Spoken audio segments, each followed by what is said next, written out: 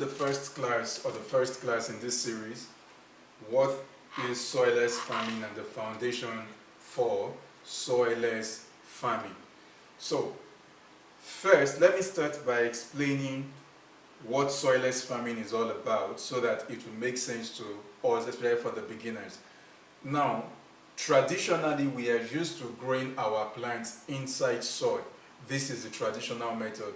Now, when we say soilless farming, what we are doing essentially is we want to remove the soil and replace the soil with any other kind of substrate that can play the role of the soil. Now, for this to make sense, it is important I take time to explain what the function of soil is, because if I need to replace soil, I need to understand the function of soil so that I can replace soil with something else that will perform similar function. Now, soil traditionally has three functions. First, soil serves as a support system. So you notice that when your plant is growing, the roots are embedded within the soil, deep-rooted inside the soil. So the soil serves as a support system or a support structure for the plants. Function number one. Function number two of the soil is water retention, to hold water in place, so that whenever there is rain, irrigation, whatever form that brings in water, the soil should be able to hold some water back for the plant. Function number three is aeration. So soil allows air to pass because the root of the plant also requires air for breathing. Now, remember that traditionally we would say we have three types of soil. We have clay soil, we have sandy soil, and we have loamy soil. And for ages, we have always agreed that the best type of soil for growing is loamy. So the question is, why? So you realize that based on the three characteristics of soil that we gave, if we take sandy soil as an example, sandy soil traditionally cannot help to support or hold a plant properly. Sandy soil cannot hold water, although sandy soil will help in aeration. So because of this, we do not use sandy soil for growing. If we pick clay soil can support the plant, meaning it can hold the plant very well in place. Clay soil can hold so much water, but clay soil will not allow air to pass, which is why we do not use clay soil for growing. Now, finally, we now have our loamy soil. Loamy soil can support the plant, it can hold water, and it allows air to pass, which is why traditionally we use loamy soil for our growing. So, we understand that first, soil has three basic functions: support, retain water, aeration. Secondly, we understand that soil in itself is not the provider of nutrients. With this basic understanding, so we can say soilless farming is looking for anything that can play the role of loamy soil, or that can play the role of the three characteristics of soil, but it is not soil. So whatever material it is that we can think of or that we can combine to play these three functions automatically becomes soilless farming. I hope that makes sense. So soilless farming is basically planting without the use of soil. Now, in picking materials, we have two basic types of materials. We have the general ones we call the substrate and the non-substrate medium. To explain that, remember, soil itself is a solid. Soil is a solid. So, if soil is a solid, we call solid as a substrate medium. If we have a substance that is not a solid, we call it non-substrate medium. So, if I replace soil with another solid, then what I am using to replace soil becomes a substrate medium. But if I replace soil with a non-solid medium, meaning I could use water I could use gas, then what I am using as a replacement becomes a non-solid substrate. So when we define soilless farming, we say soilless farming is the growing of plants with substrate or non-substrate mediums that are not soil. So growing of plants without soil with the use of substrate or non-substrate medium. So that is our first class. In our second class, our next section, we will be looking at why soilless farming. Thank you.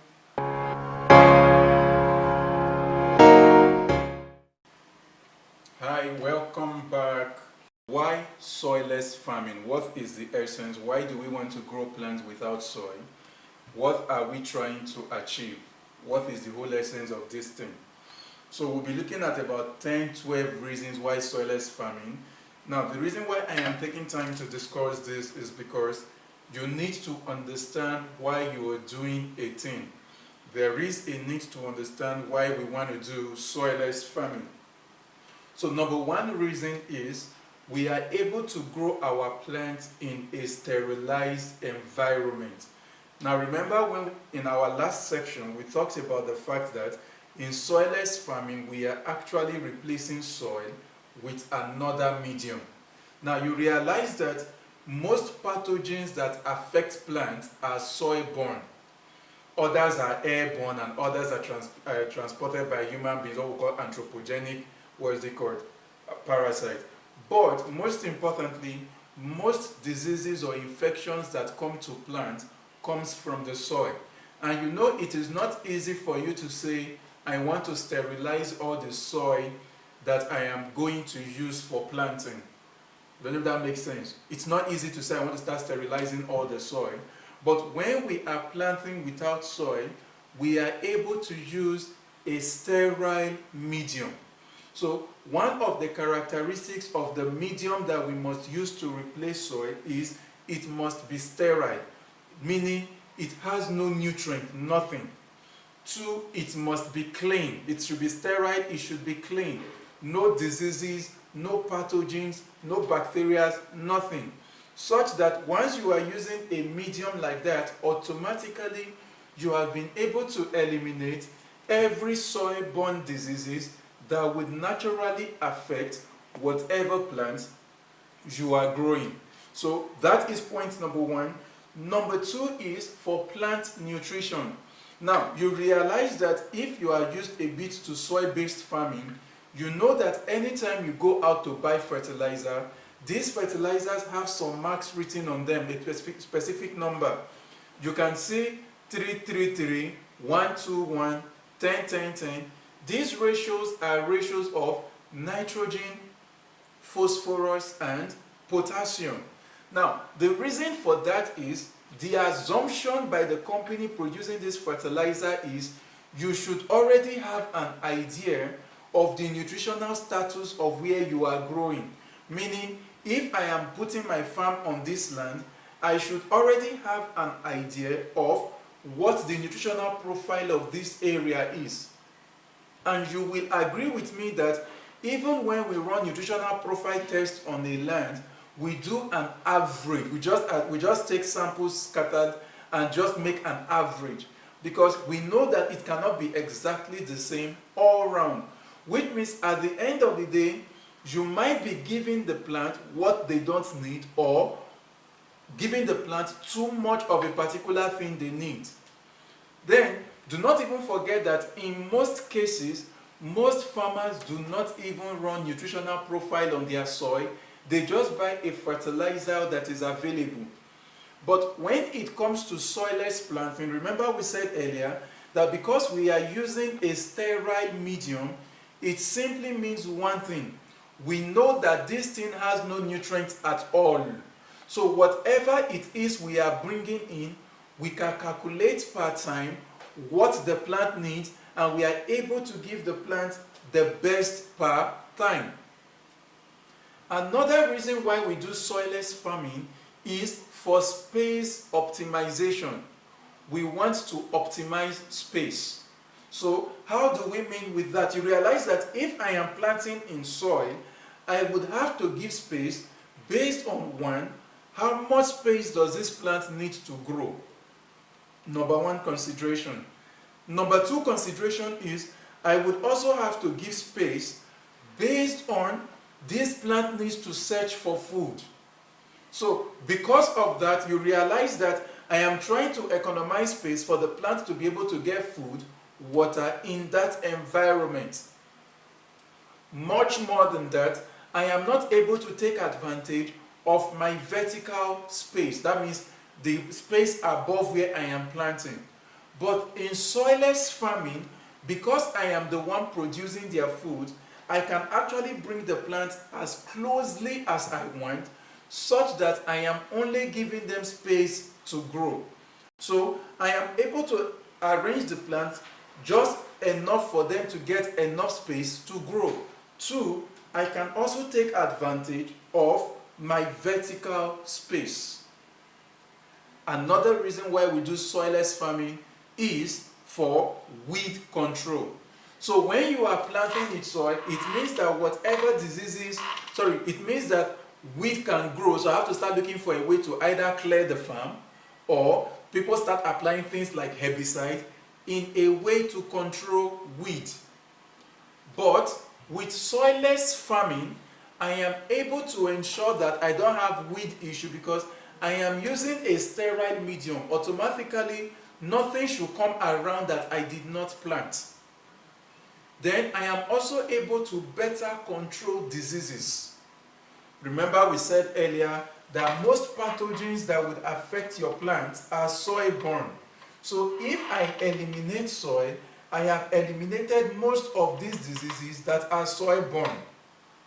In some cases, we also do our soilless farming within a controlled environment, which means I am also able to screen some of the biotic factors that affect plants during growth. Then, I am also able to control some normal diseases that will attack the plant because they are in the soil. Next, my fruit quality. Because I am growing my plant without soil, remember I am providing the nutrients that the plant needs per time. The plant is not bothered by weeds, pathogens, is not bothered by diseases from the soil. In addition, I am giving the plant the right quality water that it requires per time. Because of that, this will have a direct effect on the quality of the fruit that I will get. Now, let me explain that the taste of your fruit most of the time in planting is directly proportional to the quality of water you use for the plant while growing that plant. Then, we are also able to save on fertilizer. Remember I said that in your soilless planting medium, we are the one providing everything that the plant needs per time. So, because we are the one providing what the plant needs per time, we are only providing as much nutrient as the plant needs, nothing more. Which means, if the plant requires just 2 grams of nutrient, that is what I supply. Unlike in soil-based farming, where you apply nutrients based on you just want to apply. So whatever the plant does not use gets washed into the environment. And the major issue with that is whatever the plant does not use can go on to destroy the groundwater and pollute the environment. But with soilless farming, we are only giving the plant what the plant needs. So we are saving on fertilizer, we are saving on money, we are also saving the environment. Next is sanitation.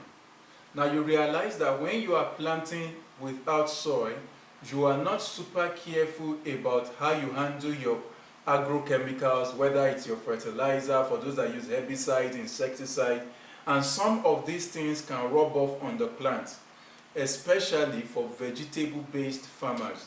And when these things rub off on the plant, whomever is consuming this plant most of the time ingests these things unknowingly. But when you are doing soilless-based farming, one of the cardinal rules of anything you are applying is to ensure that it goes towards the root region and not the leaves or the stem. Next is for transplanting. With soilless farming, we are able to avoid what we call transplant shock because we try to use grow mediums that are very easy for you to transplant with, such that the plant does not experience so much shock. Then in addition, you realize that in nursery, one of the cardinal things in nursery is root development. And once they get to soilless planting medium, they are not struggling with that environment that is already nutrient rich. Next is plant maturity. Over time, we have realized that with soilless farming, plants tend to grow faster compared to soil. We believe that this could be because the plant is given everything it needs to grow well, such that there is no competition, it's not struggling with pathogens, it's not struggling with diseases, the weeds are not there. So as a result of that, we realize that the plants are able to grow fast. In addition, we also notice that maybe because the root of the plant is exposed to adequate oxygen, is exposed to adequate nutrient, so the plant is able to ensure a faster growth. Next, we have permanence. So when you do soil-based planting, it is not easy to move your farm from one location to another, especially when you are living in a rented or a leased apartment. But with soilless farming, you can easily move your farm from one location to another. So it's not like your investment ties you down to a particular location. Next, we have the yield. Your yield. Again, with soilless farming, you are able to get better yield compared to soil. Now, let me explain the yield that you get in soilless farming. We are not saying that with soilless planting, your yield will multiply more than the normal.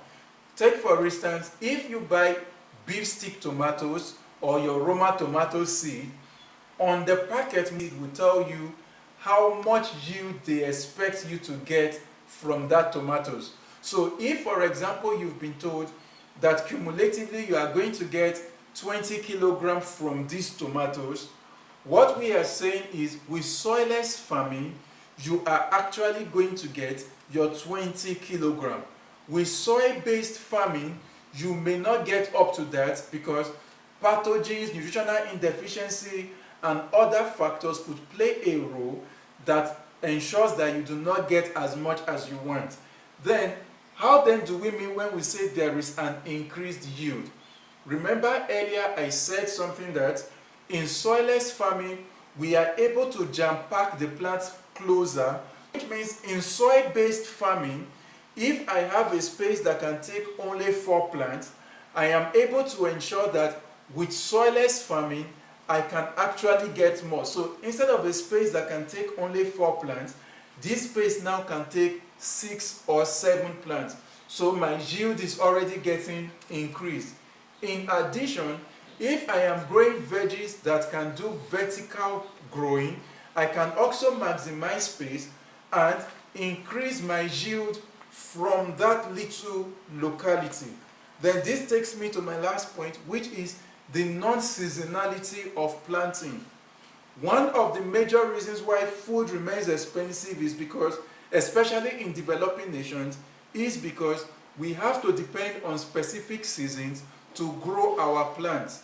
But if I have a way to grow my plants without depending on the extrinsic factors, it means I can grow my plants all year round without depending on seasons. So it simply means that because I am able to grow my food without depending on season, I am able to get the best yield out of whatever I am doing at the end of the day. So I hope we learned something in this section. So in this section, what we were looking at is, why do we grow without soil? What is the whole essence? We talked about the sterilized substrate, weed control, disease control. We talked about plant nutrition, space optimization, fruit quality. We talked about, I don't think I talked about water. So with soilless farming, we are also able to save on water because we are able to recycle water. Then we talked about fertilization, avoiding transplant shock, sanitization, plant maturity, yield, and so much more. Hi, welcome to this section where we'll be looking at the different types of hydroponics or different types of soilless farming system. And what we would cover essentially is to look at the basic types, and so these would form. We'll look at some that we may not be able to cover in this lecture series. Remember, we said at the beginning we want to cover the basics that you can do at home. But first, I want to give us like a theoretical explanation before we go to the practicals, where you would see the things that you might be needing and how you would run through some of these things. So remember that in soilless farming, so I will write soilless farming. We said we are trying to grow our plants without the use of soil. That was what we agreed. Growing of plants without the use of soil. And we said in our first class together that soil in itself is a solid medium. So we said soil in itself is a solid medium. And we agreed that we can replace soil.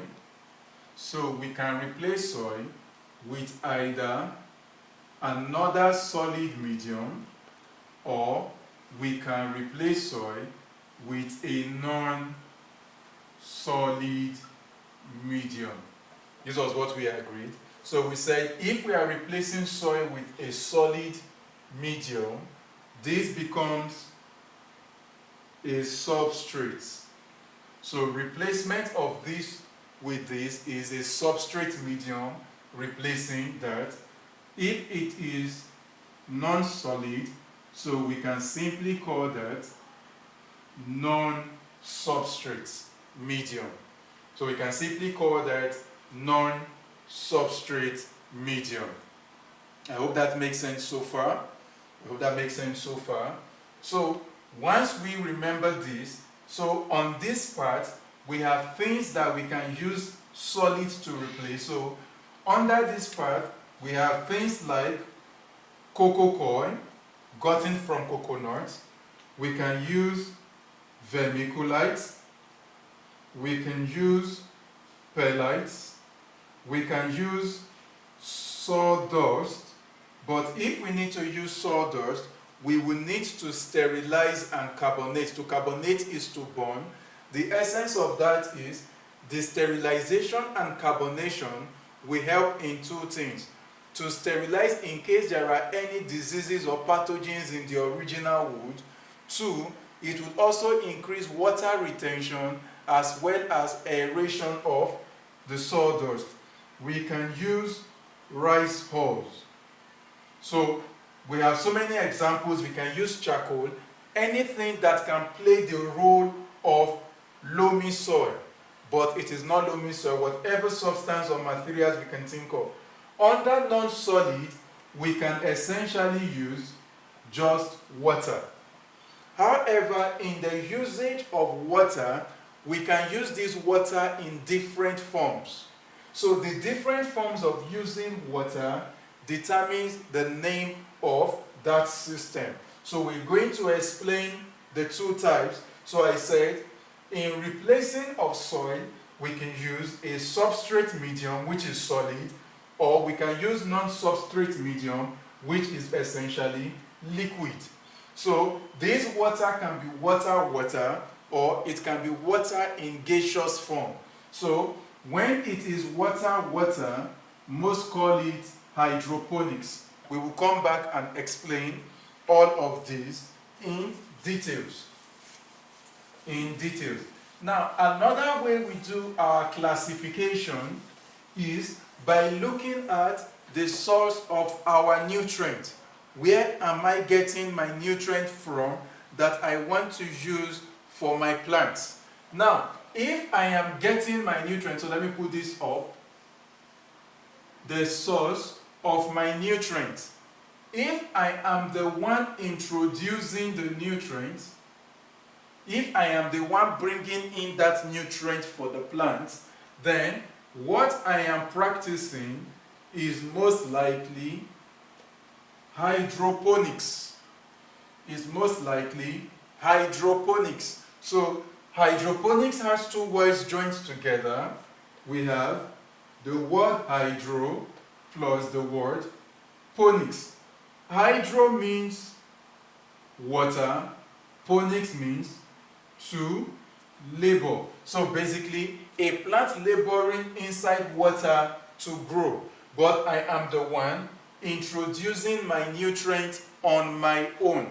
So since I am the one introducing the nutrient, it is hydroponics. A second option is to recycle a nutrient from source A to source B within a system.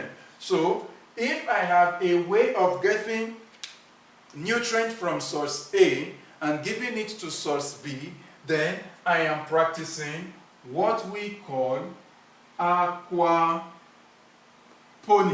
So aquaponics has two words joined together. We have aquaculture, which is essentially the raising or rearing of fishes, plus hydroponics joined together. I know you're wondering, but I'm not saying hydro. So this is what it means essentially. If I have a medium where I have my fishes growing, I know that, for example, catfish, the major waste product of fish is urea. And urea, as a waste product, is actually ammonium. That's ammonia. And we know that one of the major things needed by leafy vegetable is ammonia. So if I have a plant system on top, such that I can move this water from where these fishes are to where the plants are able to feed on the waste product of the fishes and get their own nutrients. So what I am doing is aquaponics. One of two things would happen in this system. It's either I send the water to the plants, and once the plants are done with the water returns back to the fishes, or the water does not return back to the fishes. So if the water returns back to the fishes, we call that recirculatory aquaponics system, because the water is circulating. But if the water does not return back, that is non-recirculatory system. I hope that makes sense. So let's delve more into hydroponics. So I said hydroponics is growing plants or plants laboring inside water. So essentially, we define hydroponics as growing of plants in a nutrient-rich medium. First, we look at what we call the wick system. Wick. Now, for Africans, I'm sure you remember those stoves as a thing like a thread or a wool. Or if you remember our lantern that has a thread or a wool. So that is the principle of the wick system. So I can have my container where I am going to have my plants. So I am going to have a container where I am going to have my plants. I have a reservoir that contains my nutrients plus water. Remember how we define hydroponics? Growing of plants in a nutrient-rich medium. So this water here is the nutrient-rich medium where I want to grow my plant. So here I can have whatever substrate I want to use to grow my plant. It could be coconut coir, it could be perlite, whatever it is I want to use to grow my plant. However, I will have a thread or wool going from the top to the bottom, so that automatically the plant is able to irrigate itself because the wick draws nutrients from the bottom. Another simpler system is, you know, our regular PET bottles. You know our regular PET bottles. Don't mind my diagram, but you know our regular PET bottles. I can decide and cut my PET bottle into two like that, such that I am now going to have a structure that looks like this. So I have, remember I've cut it, so I have the top and I have the bottom. Now I can put this upside down like a funnel, such that I now have this like this on top. Then remember, this would then be the bottom, something like that. I hope you understand what I'm trying to paint. Now, before doing this, I will put a small hole at the cover and run a thread through the hole, so that inside here I have my nutrient-rich solution. Inside here is my nutrient-rich solution. Once I have this, I can introduce my plant to the topmost part of this, so I have my wick system. We are still going to run the practical. Another example, the second type of system, is what we call the raft system.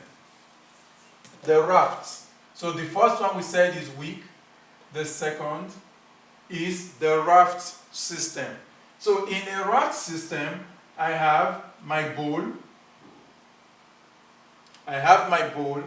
I get a styrofoam. I'm going to explain this more during the practicals. And I have my styrofoam placed on top of the bowl, such that I put my plant on top of the styrofoam and allow them to drip into my container and grow. So remember, in this case, we have the plants here and they are inside the bowl, they are growing. Another name for the raft system is the floating system. We have another system that is closely related to the raft system called the deep water culture. Now, the essential difference between these two is, you will notice that in my raft system, I have spaces available that allows for aeration. But in my deep water culture, I am using a totally enclosed container that does not allow the plant to have access to the external air, that's the roots of the plant. To ensure that this plant can still breathe, I would then need to introduce what we call air stone. So I need to introduce air stone that allows the plant to breathe. So that is the basic difference between the raft and the deep water culture. So it means that for me to do my deep water culture, I require electricity, but for my raft or floating system, no electricity needed. Another system we are also going to cover is the ebb and flow system. The ebb and flow system, also referred to as flood and drain. So in the ebb and flow system, or the flood and drain system, I have my, let me make this better, I have a place for my growing of the plants, then I have my reservoir. Now the major introduction here is, I will have a pumping machine. The pumping machine, so here I have my substrate, whatever I decide to use, and my plants growing. So my pumping machine will pump the nutrient-rich water to the top in excess, and gradually the excess water returns back to my reservoir. Remember, we talked about the fact that in this system we save water. So you notice that the excess water has a chance to return back to the reservoir. Hence we call it, you are flooded, then it will drain gradually. Hence this is called the flood and drain, or ebb and flow system. Again, here we require electricity, and then in this method, a pumping machine is introduced. Next, we have the nutrient film technique, the NFT. In the nutrient film technique, what we are doing essentially is we are using PVC pipes to grow our plants in layers. So imagine I have pipes arranged like this. I have again my reservoir. I bring in my pumping machine and pump water only to the topmost parts.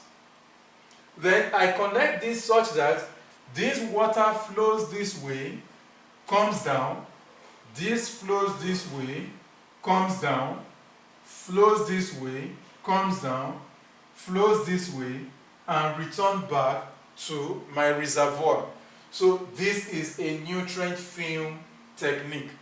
But with nutrient film technique, your power has to be constant so that your plant continually gets fed throughout the day. Another system that we'll not be looking at though in this course, we have aeroponics. So in aeroponics, the roots are suspended in the air. In aeroponics, the roots are suspended in the air, and we create a mist-like substance or a mist to feed the roots of the plant. So aeroponics is another system that is also part of hydroponics. Then we have what we call fogaponics. The difference between aeroponics and fogaponics is simply the droplet size of water that we use in fogaponics. So in fogaponics, the droplet size are very, very tiny.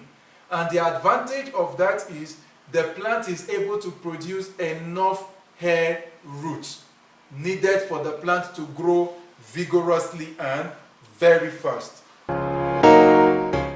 We'll be looking at the raft system or the floating system. So this is one simple system that you can easily set up in the house for you to grow your plants. Now for this, what you just need is anything that can act as a platform. So what I have readily available, this is styrofoam. So you need a styrofoam, you need plastic container. So you notice here I have different sizes of plastics. Let me bring up this other one. So this is another size of plastic. What determines the size of plastic that you go for is the size of your styrofoam. Because in this system, I want my styrofoam to be able to relax on the plastic without covering all the spaces available. So I don't want it to be such that my styrofoam begins to float anyhow inside. If it still floats, that works, but preferably let it hang. Now remember that we said that soil has three basic functions. First, we said to act as support. So we are going to use this styrofoam to create a support system for the plant so that this styrofoam plays the number one role or function of plant, which is support. Secondly, we said the second function of soil is to retain water. You're going to be using the container for the retention of water. Now remember when we defined hydroponics, we said hydroponics is growing of plants in a nutrient-rich medium. So whatever we are going to be growing inside here, we are going to put the water and our nutrients here. So when we begin to grow, we are growing the plants in a nutrient-rich medium. So my container, whatever the size of container I choose to use, plays my nutrients the role of water retention. Then we say the third role or the third function of soil is for aeration. Hence, we are leaving these spaces by the side so that air can go in and out. So that air can go in and out. Now, once you have decided on the size of the container you want to use, you will need a drilling machine. You will need a drilling machine. The next thing is How do I determine where I put my hose on this platform? What determines how I fix my hose is how much space does the plant require to grow. So take for instance, if I want to grow lettuce, lettuce requires a little bit of space. I can have 1, 2, 3, 4, 5. So once I know that, now let's go to the next set, actually boring my hose. So I want to bore my hose. So I want to put a hole here.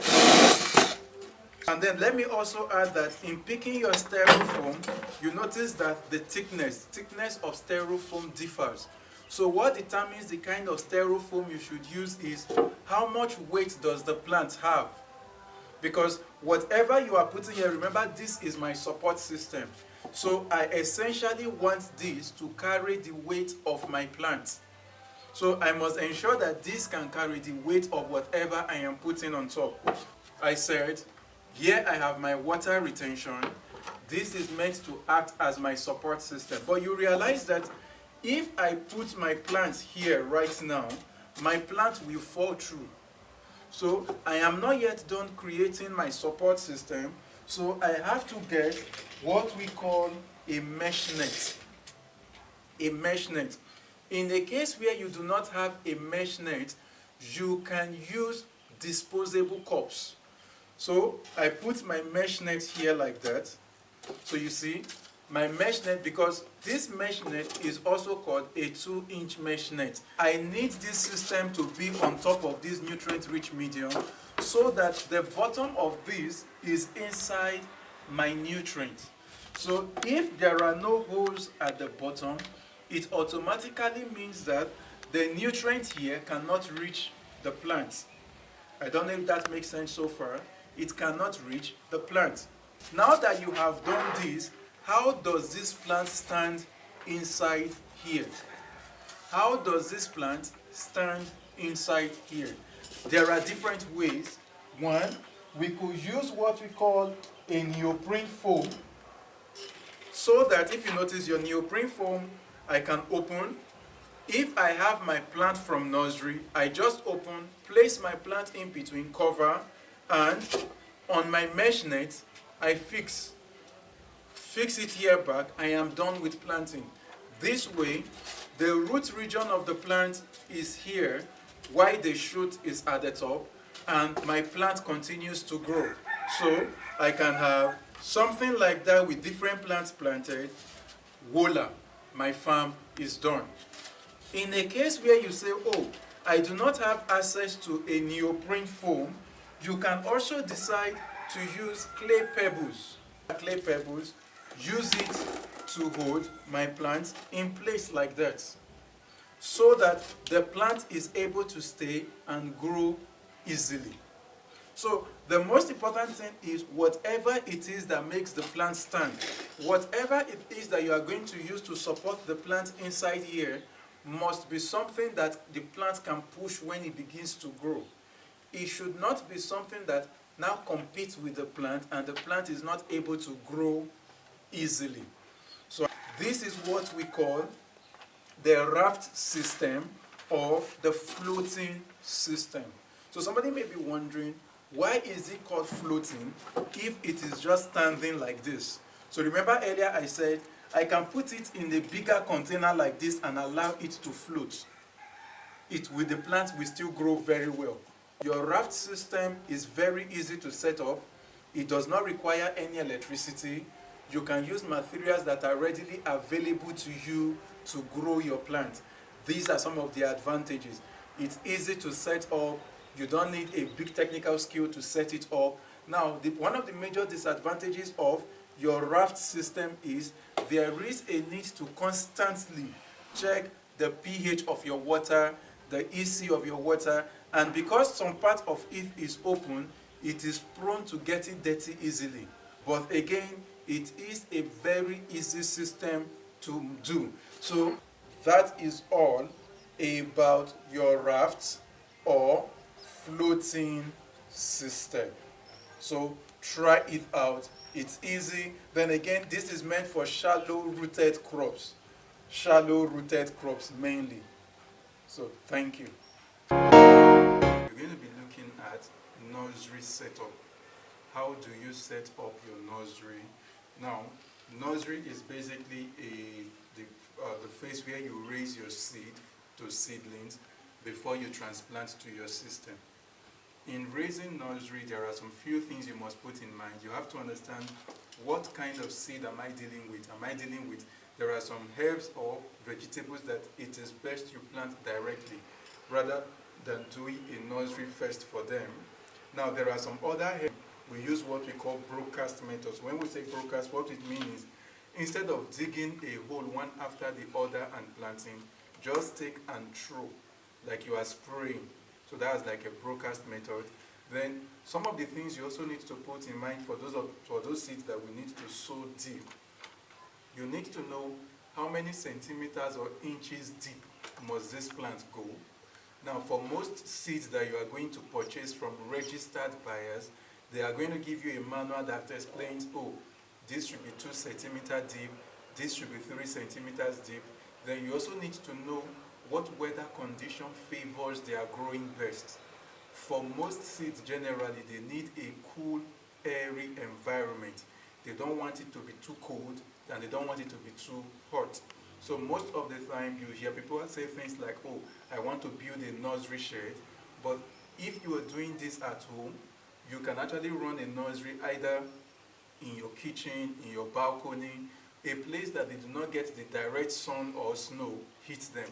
You just need a place where the plant is cool enough to grow gradually. Now, there are different kinds of substrates or materials that you can use for your nursery.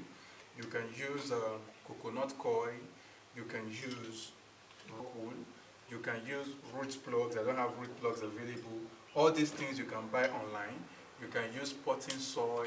There are so many options of what you can use for your nursery.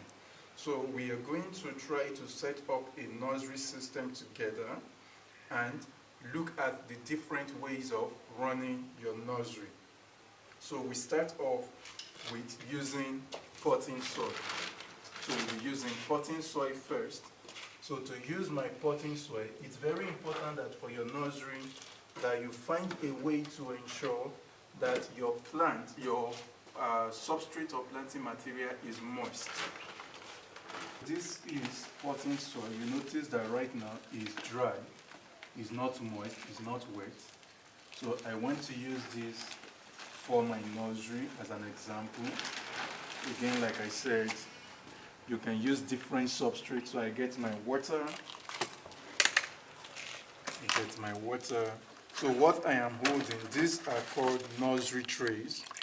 Your nursery trays comes in various hole sizes. So if you look at this is 1, 2, 3, 4, 5. 1, 2, 3, 4, 5, 6, 7, 8. So we call this a 40-cell nursery tray. 40 because it has 40 holes. Then this is another type. This has about 200 cell nursery tray. Now the question is, what determines the kind of nursery tray you go for? You need to know how big does this plant get while it's in nursery to know when to take it out. Most of the time for nurseries generally, we allow our plants to spend 21 days. So if, for example, I want to take some seeds to explain. So if, for example, I want to plant something like the golden wax bean or the green bean, the blue leg green bean, you realize that because of the size of this seed, so if you look at this seed, it looks a bit big. A seed like this here for my nursery, as opposed to putting it here for my nursery. Because when it starts to grow in 21 days, this space may be too tight for it to fully express itself, and that could actually inhibit or limit the growth. So in picking your nursery tray, you need to know how big is my seed, how big does the nursery plant get when it is growing, then what is the ease of removing it from where I am planting. So here we have our already made substrates of potting soil. So I just come and I put like that. Now, one of the key things that I should also mention about a nursery tray is that nursery trays have holes at the bottom. So the advantage of that is it allows the excess water, it allows whatever excess water that you would have used to have a place to run off, which is extremely important. See, I'm just arranging my potting soil or peat moss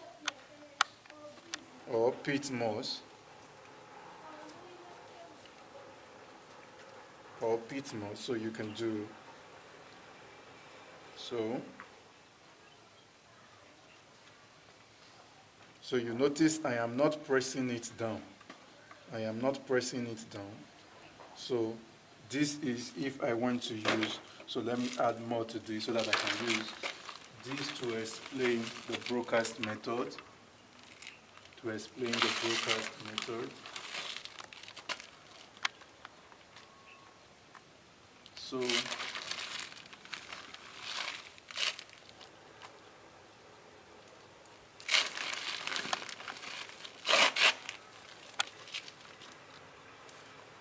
So with this I am done. Let me just sprinkle a bit of water. Remember I said you have to ensure it is wet. Planting of my seed. So what do I want to plant? So for example, here I have cucumber. You can plant cucumber directly, it will grow. If you like, you can do a nursery for them. A few cucumber seed, let me use 6 or so. So I have these. I get my forceps to put them in one after the other. So I just go. So you take it a little bit deep inside. When you plant your seed, you don't want them exposed that the light can hit them directly. Then 2, you don't want it too deep that the plant has to undergo a lot of stress to be able to find its way out. Though you know I have planted. 2 things that are important. 1, your plant requires good aeration when they are in the nursery. Good aeration. And the reason for that is, as the wind begins to blow the plants, gradually they become stronger and stronger. So plants generally develop strength from the wind blowing them. So you want to ensure that wherever you are using for your nursery, get enough aeration. That is important. It gets enough aeration. You want them to get enough air. Like you notice where I'm shooting right now, the sun is much. And like we said earlier, you don't want too much sun hitting your plants in the nursery. They are more like babies. So you want to protect them at that stage where they are still very young. You want to do all you can to protect them. The next is, how do I store this? To regulate temperature, it comes with a dome that I can use to cover it like that. You can also get a temperature mat or heat mat, also called heat mat. That can also help. So looking at this right now, for me it looks too watery. So all I will need to do is add a thin layer again, because I don't want it watery like this. If not, remember we said if it's too watery, my seed will suffocate and die. So I want to plant, I don't want to suffocate. So, yes, now it looks okay.